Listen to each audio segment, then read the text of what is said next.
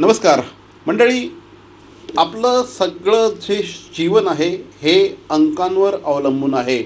म्हणजे आपण ज्या क्षणाला जन्माला येतो त्या क्षणापासून अंक हे आपल्या जीवनाचा अविभाज्य घटक बनतात. सगळ्यात पहिला प्रश्न जन्माला आल्यानंतर येतो तो बाळाचं वजन किती होतं, बाळाची डेट ऑफ बर्थ काय आहे. हेच सगळे अंक आपल्याला अगदी जन्मापासून तर अंतापर्यंत हे आपल्या शी निगडीत असतात. आणि त्यामुळेच न्यूमरोलॉजी हा अत्यंत महत्त्वाचा विषय बनतो. अंकशास्त्र अर्थात न्यूमरोलॉजी ही आपल्या आयुष्यावर खूप मोठ्या प्रमाणात परिणाम करत असते. याच न्यूमरोलॉजीविषयी बोलण्यासाठी या क्षेत्रात गेले अनेक अनेक अनेक वर्ष प्रॅक्टिस करणाऱ्या मानसी काळे या आत्ता आपल्याबरोबर आहेत. आणि मानसी काळे यांच्याशी आपण प्रत्येक अंक म्हणजे 1 ते 9 हे जे न्यूमरोलॉजीमधले महत्त्वाचे अंक आहेत यावर आपण आज त्यांच्याशी चर्चा करणार आहोत. काळे मॅडम, सर्वप्रथम आपण आज ठाणे वर्तमानच्या स्टुडिओमध्ये आलात, आमच्याशी बातचीत करत आहात, त्याबद्दल आपलं सर्वप्रथम स्वागत आणि धन्यवाद. मला सांगा, न्यूमरोलॉजी ही एक अंकांची गंमत जम्मत आहे. हे अंक तुमचं भाग्य बनवतात, हेच अंक तुमच्या भाग्यामध्ये काहीसा अडसर देखील नसतात. ही जी न्यूमरोलॉजीमधली गंमत जम्मत आहे त्याविषयी जरा सांगा.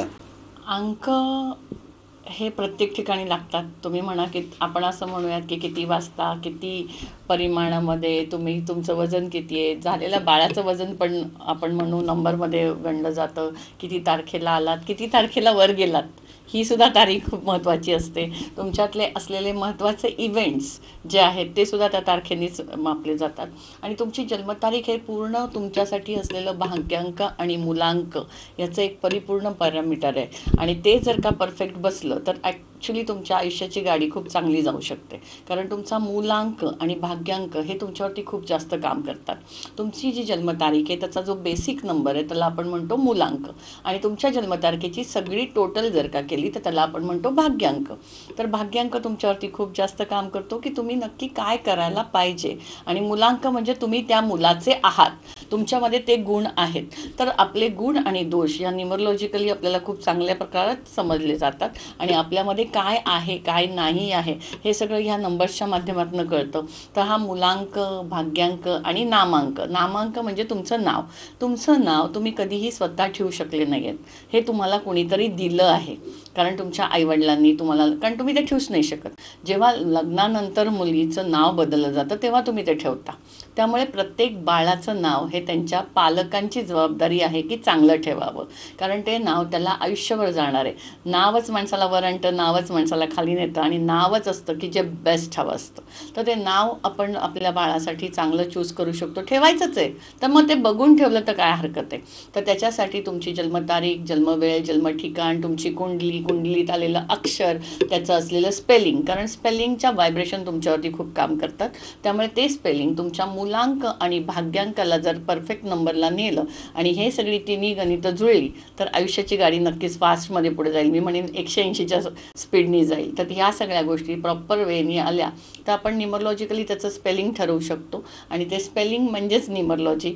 तुमच्या असलेले कलर्स, नंबर, प्रत्येक नंबरला एक ग्रह आहे आणि त्या ग्रहाच्या ऊर्जा आपल्यावरती काम करतात हे तर आपल्याला माहितीच आहे. त्यामुळे प्रत्येक 7 वार आहेत बघा आणि 7 ग्रह पण आहेत. राहू केतू छायाग्रह आहेत. तर हे वार त्या ग्रहांच्या हिशोबाने काम करतात आणि ग्रह वारांच्या हिशोबाने काम करतात असं मी म्हणेन. त्यामुळे हे दोन्ही वार, ग्रह, तारे, नक्षत्र ह्याला सगळ्याला नंबर्स आहेत.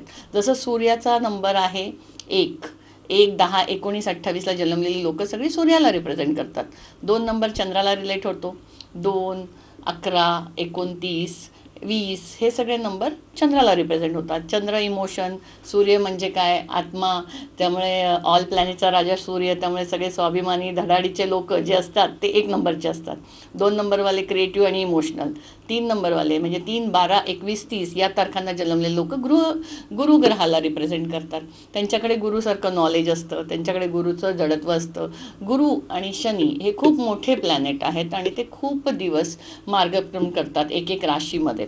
ते त्यांना थोडंसं जडत्व प्राप्त आहे. त्यामुळे गुरुची लोकं तुम्हाला थोडीशी हेल्दी दिसतील, थोडीशी बलवान दिसतील, नॉलेजनी म्हणा, वजनानी म्हणा. कारण त्यांच्याकडे ते गुरुला काय आहे की गुरु कुठलीही गोष्ट वाढवतो, एक्सपांड करतो. त्यामुळे त्या सगळ्या गोष्टी त्यांच्याकडे असतात, नॉलेज असतं. मी म्हणेन की एखादा मेंटॉर तुमचा 3 नंबरवाला ठेवा, किंवा तुम्हाला सल्लागार एखादा जर पाहिजे असेल तर तो 3 नंबरवाला जर का तुम्ही असेल, ज्याची जन्मतारीख 3/12/21-30 आहे, तर तो तुम्हाला नक्कीच चांगला सल्ला देईल. गुरु कधीही कुठल्याही शिष्याला, त्याच्याकडच्या आलेल्या माणसाला चुकीचं ज्ञान नाही देऊ शकत. तर हे लोक तुमच्यासाठी खूप जास्त काम करू शकतात सल्लागार म्हणून. मॅडम, म्हणजे न्यूमरोलॉजीचा असा अखंड वाहता झरा आहे. प्रचंड ज्ञान असल्यामुळे त्या या शास्त्रामध्ये अतिशय उद्बोधक आणि अतिशय प्रवाही अशा प्रकारची माहिती त्यात देत असतात. वास्तविक माझा असा प्लॅन होता की 1 ते 3 अंकांविषयी त्यांना विचारावं, परंतु त्यांनी आपल्या पहिल्याच विवेचनामध्ये अगदी 1 ते 3 अंकांविषयी पूर्ण माहिती दिलेली आहे. पण मॅडम, आता मला सांगा, 4 अंक हा अत्यंत महत्त्वाचा अंक आहे. 4 अंकाची वास्तुशास्त्रातली एकंदर परिस्थिती काय असते? ज्याचा भाग्यांक 4 असतो तो माणूस कसा असतो? 4 नंबरवाला म्हणजे कोण? की राहूच्या रिलेटेड. राहू म्हणजे काय? फक्त वरचा भाग. आता मी ती स्टोरी खूप वर्ष सांगते. मी 2012पासून टी व्हीवर आहे, त्या 12पासून मी ही स्टोरी सांगते. पण आज नवीन लोकांसाठी परत एकदा रिपीट. जेव्हा समुद्रमंथन होत होतं तेव्हा इकडे देव होते, इकडे राक्षस होते. राक्षसांमधला एक राक्षस उठला, देवांमध्ये जाऊन बसला. त्यांनी अमृत पिलं. अमृत पिल्यावर देवांच्या लक्षात आलं की एका राक्षसाने पण अमृत पिलंय. तेव्हा विष्णूंनी सुदर्शन चक्र फेकलं. तेव्हा त्या राक्षसाचा वरचा भाग पडला एकीकडे. त्याला म्हणतात 4 नंबर राहू. 4 नंबर राहू म्हणजे फक्त डोकं. तुम्ही जर का नवघरांच्या मंदिरात जाऊन बघितलं तर राहूची मूर्ती म्हणजे फक्त वरचा भाग असतो आणि केतूची मूर्ती म्हणजे फक्त खालचा भाग असतो. तर 4 नंबरवाल्यांकडे डोकं खूप जबरदस्त असतं, नॉलेज खूप जबरदस्त असतं. ते कुणाच्या अंडर राहायला तयार नसतात, ते नवीन गोष्ट अवलंबायला तयार नसतात, ते डॉमिनेटिंग फेजमध्ये असतात. म्हणून काही लोकांना आवडत नाही 4 नंबरवाले. 4 नंबर काही लोकांना आवडतो, काही लोकांना नाही आवडत. पण 4 नंबरकडे जे डोकं आहे, ज्या आयडियाज आहेत, ज्या क्रिएटिव्हिटी आहे, ती कुणाकडेच नाही असं मी म्हणेन. कारण राहू एल्युजन देतो. राहू तुम्हाला वेगवेगळ्या आयडियाज देतो. राहूमध्ये तुम्हाला वर आणण्याची पण शक्ती आहे. लोक राहूच्या महादशेला घाबरतात, शनीच्या महादशेला घाबरतात, कारण राहूमध्ये तुम्हाला राजा ते रंक करण्याची ताकद आहे. त्यामुळे 4 नंबरवाल्याशी शक्यतो खुन्नस घेणं जास्त महागात पडतं. असं म्हटलं जातं की 5 हा अंक वास्तुशास्त्रातला राजकुमार आहे. कारण 1 ते 4 त्याच्यावर अवलंबून असतात, 6 ते 9 त्याच्यावर अवलंबून असतात. हा मधला अंक आहे. या 5 अंकाविषयी जो अतिशय ह्या सगळ्यांना सूत्रबंधनात बांधून ठेवतो असा अंक आहे, त्याविषयी सांगा. 5 नंबर हा बुधाचा नंबर आहे. 5 नंबर कधी येतो? 5, 14, 23 या तारखांना 5 नंबर रिप्रेझेंट करतो. जर का ज्योतिषशास्त्राचा तुम्ही अभ्यास केला किंवा ज्योतिषशास्त्राकडे बघितलं तर बुधाला राजपुत्र अशी संज्ञा दिली. राजपुत्राला काय कमी असतं? राजपुत्राला सगळ्या सुखसोयी असतात, राजपुत्राचे सगळेजण लाड करतात. जर नंबर्समध्ये बघायला गेलं तर 5 नंबर हा मध्ये येतो. 1 ते 4 वर येतात, मध्ये 5 येतो, 6 ते 9 आपण खाली बघतो. हे सगळे नंबर जर का 5 नंबर बघितला तर तो पोटाचा भाग पण रिप्रेझेंट होतो. जर मी पोटाला दाबलं तर वरचा भाग चालणार नाही, खालचा भाग चालणार नाही. तर 5 नंबर हा बॅलन्सचा नंबर मानला जातो. 5 नंबरला शक्यतो काही नसेल तर तो सगळ्यांबरोबर राजपुत्राचं सगळ्यांशी पटतं. त्यामुळे प्रत्येक नंबरकडे तो जो 5 नंबर आहे तो जाऊन स्वतःचं महत्त्व वाढवून घेतो, किंवा तो ज्याच्या जवळ जाऊन बसतो त्याच्यासारखा होतो. जर तो सूर्याबरोबर बसला कुंडलीत तर त्याला बुधादित्य योग म्हणतात. तर अशा ज्या गोष्टी आहेत या बुधामुळे होतात. बुध काय करतो? बुध बुद्धीचा कारक, बुध कम्युनिकेशनचा कारक, बुध बिझनेसचा कारक. सो 5 नंबर जिथे जिथे जाणार तिथे तिथे समतोल साधणार आणि तुम्हाला बाकीच्या क्रिएटिव्हिटी देणार. सो 5 नंबर आपल्यामध्ये नसेल तर तुम्ही त्या 5 नंबरच्या ऊर्जा, जसं तुम्हाला सांगितलं, मोबाईलमध्ये ठेवून ठेवा.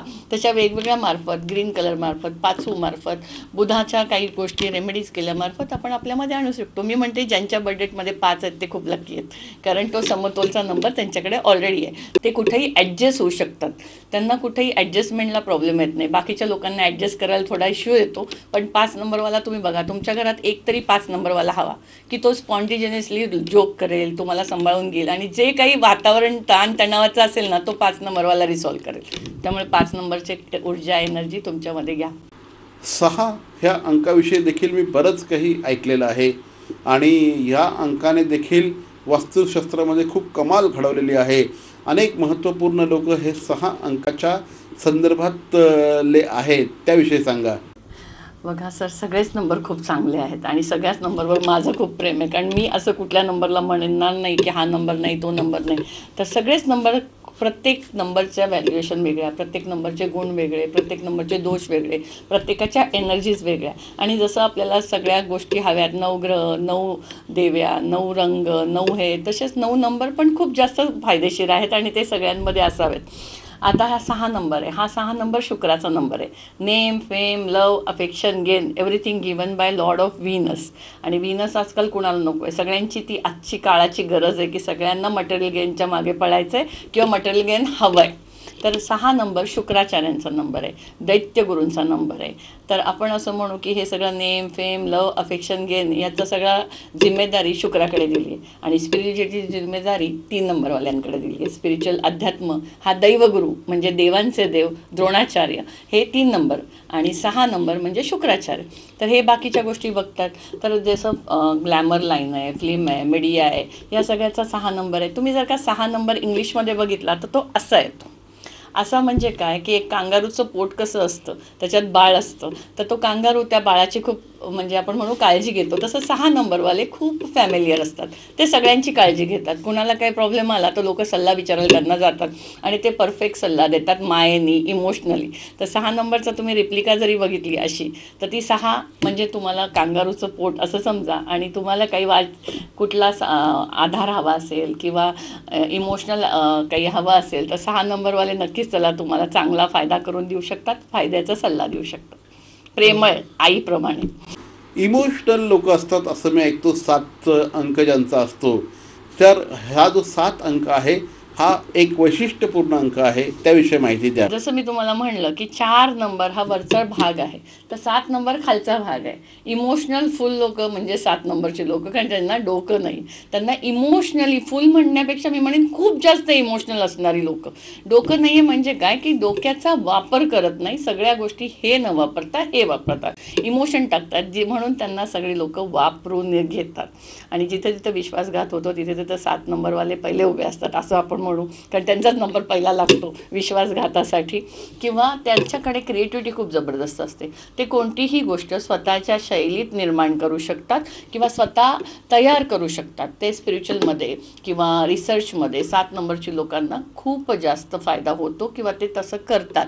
आणि एक चांगला मित्र, इमोशनल मित्र, कधीही तुम्हाला मदतीला येणारा माणूस म्हणजे 7 नंबर.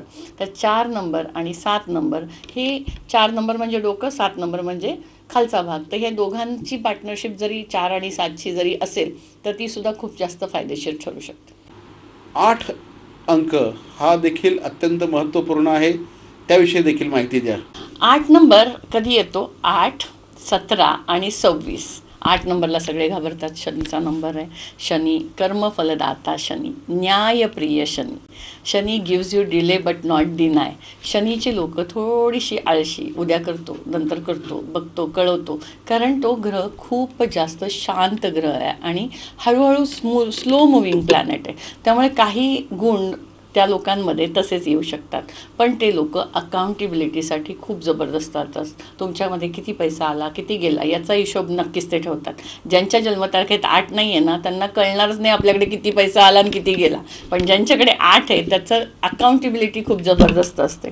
शनीवाले हे लोक थोडेसे लोकांना सपोर्ट करायला इंट्रोवर्ड असतात. ते मनातल्या गोष्टी पटापट बोलत नाहीत आणि बऱ्याचशा गोष्टी त्या थोड्याशा आपण म्हणू पेशन्स थोडे कमी किंवा खूप जास्त हळूहळू किंवा इंट्रोवर्ड असल्यामुळे काही लोकांमध्ये त्यांनी स्पष्ट वक्तता नसल्यामुळे वगैरे, त्यामुळे काही लोकांना ते आवडत नाहीत. पण 8 नंबरवाली व्यक्ती ही घरात एक असावी, कारण घरात डिसिप्लिन असेल.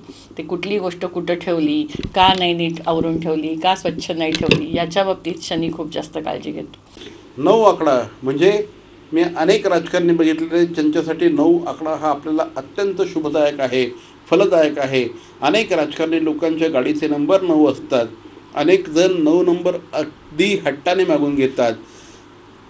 स्वतःमध्ये हा 9 अंक जो आहे हा खूप रहस्य लपवून बसलेला आहे. या नवाचं रहस्य सांगा. 9 नंबर आता सर येणारं वर्ष जे आहे ते 9 नंबरचंच आहे.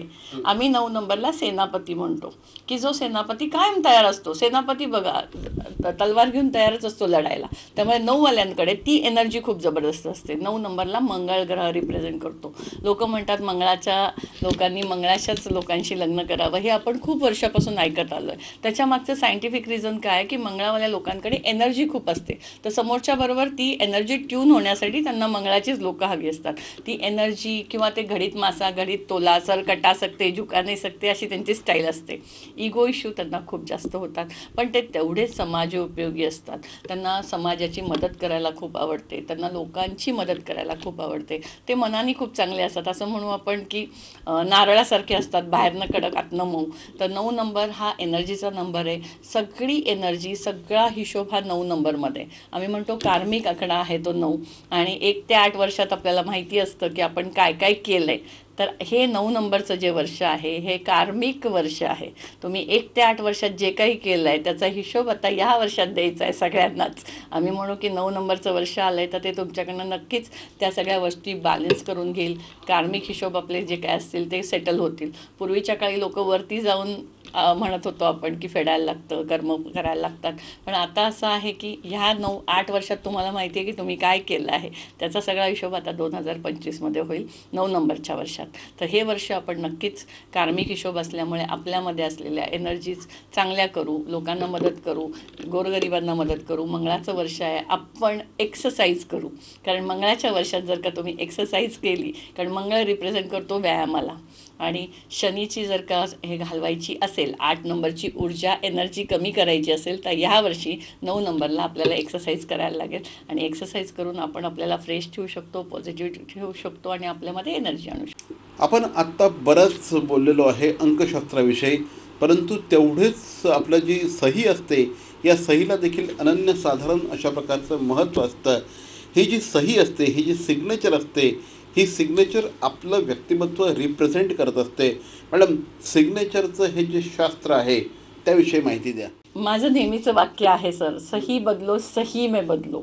सही तुम्हाला रिप्रेझेंट करते हाऊ यू आर. सहीमध्ये ग्राफोलॉजिकल स्ट्रोक्स असतात.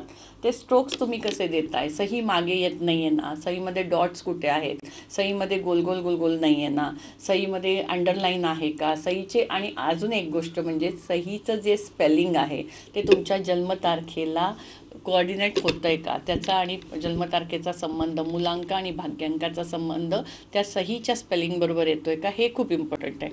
चुकीच्या नंबरवर जर सही गेली तर त्याचे इम्पॅक्ट चुकीचे होऊ शकतात. जर का तुम्ही 1चे आहात, 8 नंबरवर सही गेली तर शनीचं आणि सूर्याचं कधी पटत नाही. त्यामुळे तो नामांक परफेक्ट पाहिजे. तुम्ही 3चे आहात, 6 नंबरवर सही करत असाल तरी नक्कीच चुकीची होईल. तर अशा गोष्टी बघून करायला लागतील की तुमचं स्पेलिंग तुमच्या जन्मतारखेला सिंक्रोनाइज आहे का. आणि ते जर का असेल तर नक्कीच त्याची एनर्जी, त्याच्या व्हायब्रेशन खूप चांगल्या होतील. मी नेहमी सांगते की तुमची सही तुमच्यासाठी तुमची रिप्रेझेंटेटिव्ह आहे. कारण तुम्ही प्रत्येक ठिकाणी जेव्हा सही करता तेव्हा तुम्ही नसता, तुम्ही त्याच्याबद्दल ती सही करता, म्हणजे ती तुम्हाला रिप्रेझेंट करते. तर ती परफेक्ट नंबरला गेलेली, परफेक्ट स्ट्रोक असलेली, अपवर्ड दिशेला गेलेली, एक अंडरलाईन असलेली अशी सही महत्त्वाची आहे. कुठलीही गिचमीड, आजकाल तर खूप नवीन क्रेज मी बघते, स्माइली टाकतात, पुढे जातात, मागे येतात. तुम्ही जेवढं पुढे मागे करणार आहात ना, तेवढं लाईफमध्ये तुमच्या पुढे मागे गोष्टी होतील. तर सही सुटसुटीत छान बघून घ्या, करून घ्या, कुणालाही मार्गदर्शन करून घ्या. कसं आहे माहिती, मी नेहमी म्हणते की एक मेंटॉर खूप गरजेचा आहे.